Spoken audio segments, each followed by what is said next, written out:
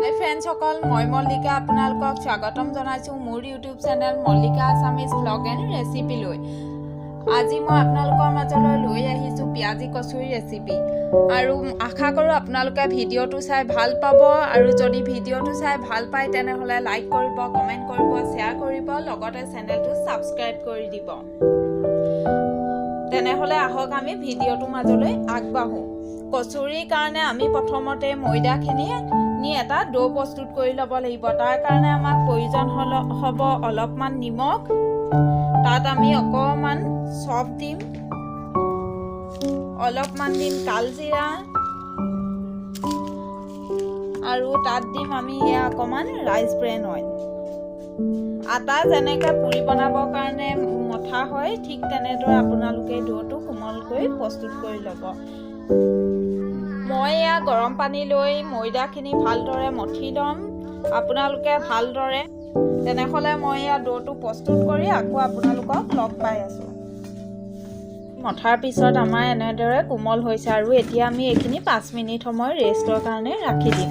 আৰু সেইকণ সময়তে আমি ভাজিখিনি বনাই লওঁ।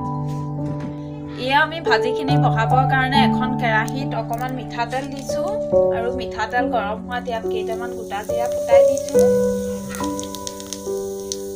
গোটা জিৰাখিনি ফুটাই দিয়াৰ পিছত আমি ইয়াত দিম, যিহেতু আমি পিঁয়াজি কচুৰি বনাম, সেইকাৰণে আমি গোটা জিৰাখিনি ভালদৰে ফুটি উঠাৰ পিছত ইয়াত আমি পিঁয়াজখিনি এড কৰি দিম।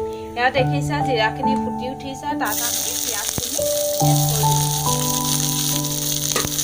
আৰু পিঁয়াজখিনি ভালদৰে ফুটিব লাগিব, সেইকাৰণে আমি ইয়াত অকণমান প্ৰয়োজন অনুসৰি নিমখ দি দিম। নিমখ দি এইখিনি ভালদৰে বনাই লওঁ। তাৰপিছত ইয়াত আমি মছলাখিনি যোগ কৰি দিম। ইয়াত মই দিছোঁ অকণমান জলকীয়া গুড়ি,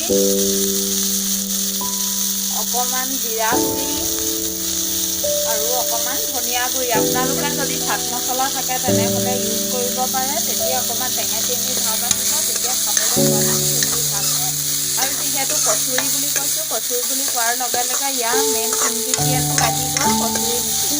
আমি ইয়াত কচুৰি মেথি এড কৰিব লাগিব। এয়া আমি অলপ ভালদৰে ৰঙচুৱা হোৱালৈকে ভাজিব লাগিব। ভাজি এই বস্তুটো পিঁয়াজখিনি অলপ গলাই ল'ব লাগিব, আৰু তেতিয়ালৈকে আমি এনেদৰে ভাজি থাকিম। এয়া চাওক, আমি পিঁয়াজখিনি এইটো জোখলৈকে ভাজি ল'ব লাগিব। আৰু ইয়াত আমি আপোনালোকে ভজা বেচন দিব পাৰে বা কেঁচা বেচন দিবও পাৰে। মই 2-3 চামুচ কেঁচা বেচন এড কৰি দিছোঁ। চাই লওঁ, 3 চামুচ দিছোঁ, আৰু প্ৰয়োজন হ'লে দিম, আৰু সম্ভৱ প্ৰয়োজন নহ'ব। এয়া আমি ভালদৰে ভাজি ল'ম বেচনৰ কেঁচা গুড়ি যোৱালৈকে। আৰু ইয়াত আমি এতিয়া কচুৰি মেথিখিনি দি দিম। এয়া দেখিছে কচুৰি মেথি, আৰু ইয়াত আমি কচুৰি মেথিখিনি এড কৰি দিছোঁ। আৰু এইখিনি ভালদৰে আমি আকৌ পুনৰ ভাজি ল'ম। এয়া চাওক, বেচনখিনি দি ভজাৰ পিছত এনেদৰে হৈছে। ইয়াৰ পৰা এটা ফুৰফুৰীয়া গোন্ধ ওলাইছে। এতিয়া আমি ইয়াত কাটি ৰখা অকণমান কেঁচা ধনিয়া পাত আছিল, সেয়া আমি মিলাই দিছোঁ। মিলাই আৰু 1 মিনিটমান ভালদৰে ভাজি লোৱাৰ পিছত আমি ডোটোৰ পৰা কচুৰি প্ৰস্তুত কৰিব পৰা হ'ব। ইয়াত চাওক, ৰেষ্ট দিয়াৰ পিছত ময়দাখিনি এনেদৰে হৈছে, আৰু ইয়াৰ পৰা আমি বল বনাই ল'ম। মই বেছি নবনাওঁ কচুৰি, 3টা জোখত বনাম। এই 3টা বল বনাই লৈছোঁ। বল বনাই এইটো পুৰিতকৈ ডাঙৰ হ'ব। আচলতে আলু পৰঠা যেনেদৰে বনায় তেনেদৰে ইয়াৰ মাছটো এনেদৰে আমি খালী কৰি যাব লাগিব, আৰু ইয়াৰ ভিতৰত আমি ভজা পিঁয়াজখিনি ভৰাই দিব লাগিব। আপোনালোকে চাই যাওক প্ৰচেছটো, সকলোৱে পাৰিব এনেদৰে। আৰু ইয়াৰ পৰা অকণমান মছলা লৈ ইয়াত এনেদৰে ভৰাই দিব লাগিব। ইয়াত দেখিছেনে, এনেদৰে ভৰাই দিয়াৰ পিছত ইয়াৰ কাষটো আৰু ওপৰলৈ দাঙি ল'ব লাগিব এনেদৰে। তাৰপিছত এই বস্তুটো আমি এনেদৰে ওপৰলৈ এনেদৰে উঠাই আনিব লাগিব, আৰু এনেদৰে উঠাই অনাৰ পিছত এনেদৰে পকাই দিব। আৰু যিখিনি অংশ আপোনালোকৰ বেছি হৈ থাকে সেই অংশটো আপোনালোকে আঁতৰাই দিব। আঁতৰাই এইটো এনেদৰে কচুৰি যেনেদৰে ভাজ দিয়া হয় তেনেদৰে এনেকৈ চেপটো দি ল'ব। এয়া দেখিছেনে কচুৰি চেপত আহি গ'ল আৰু আমি বাকীকেইটাও তেনেদৰে। এয়া ফ্ৰেণ্ডছসকল মোৰ 3টা ডাঙৰ ডাঙৰ কচুৰি হ'ল আৰু অকণমান যিহেতু থাকি গৈছিলে তাৰ মাজতো অকণমান দি মই এটা সৰুকৈ কচুৰি বনাই ল'লোঁ। এতিয়া এইফালে আমাৰ তেল গৰম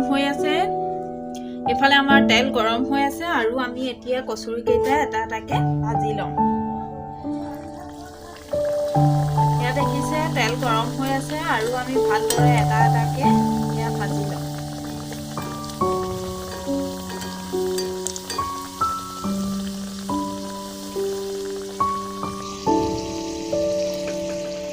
এয়া ফ্ৰেণ্ডছসকল দেখিছেনে আপুনি কচুৰিটো ধুনীয়াকৈ এয়া সিজিব ধৰিছে।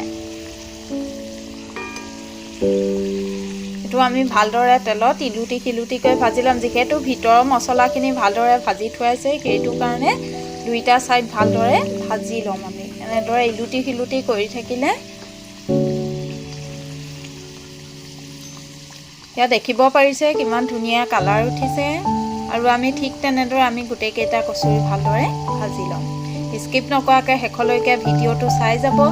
যদি ভিডিঅ'টো ভাল লাগে তেনেহ'লে লাইক কৰিব, কমেণ্ট কৰিব, শ্বেয়াৰ কৰিব আৰু যদি চেনেলটোত নতুনকৈ আহিছে তেনেহ'লে চেনেলটো ছাবস্ক্ৰাইব কৰিব আৰু মোক আগলৈ আগবাঢ়ি যোৱাত সহায় কৰিব। এয়া ফ্ৰেণ্ডছসকল দেখিছেনে কিমান সুন্দৰ এইটো কালাৰ হৈছে আৰু আমি দ্বিতীয়টো কচুৰি এনেদৰে তেলত দি দিলোঁ আৰু তেল সুন্দৰভাৱে উতলি আছে। এনেদৰে উতলা তেল আমি কচুৰিটোৰ ওপৰত দি দিলে ওপৰৰ কালাৰটো দেখিবলৈ ভাল লাগে আৰু ঠিক তেনেদৰে আমি গোটেইকেইটা কচুৰি ভাজি ল'ম। আপোনালোকে সুন্দৰকৈ ভিডিঅ'টো চাই যাওক। এয়া ফ্ৰেণ্ডছসকল দেখিব পাৰিছে আমাৰ কচুৰি সুন্দৰকৈ ৰেডি হৈ গৈছে আৰু এয়া আপোনালোকক ভাঙি দেখাইছোঁ কিমান সুন্দৰ হৈছে কচুৰি এনেকুৱা এটা সহজ পদ্ধতিৰে আপোনালোকে ঘৰতে কচুৰি বনাই খাওক। আশা কৰোঁ আপোনালোকে ভিডিঅ'টি চাই ভাল পালে। যদি ভিডিঅ'টো চাই ভাল পায় তেনেহ'লে লাইক কৰিব, কমেণ্ট কৰিব, শ্বেয়াৰ কৰিব, লগতে চেনেলটো ছাবস্ক্ৰাইব কৰি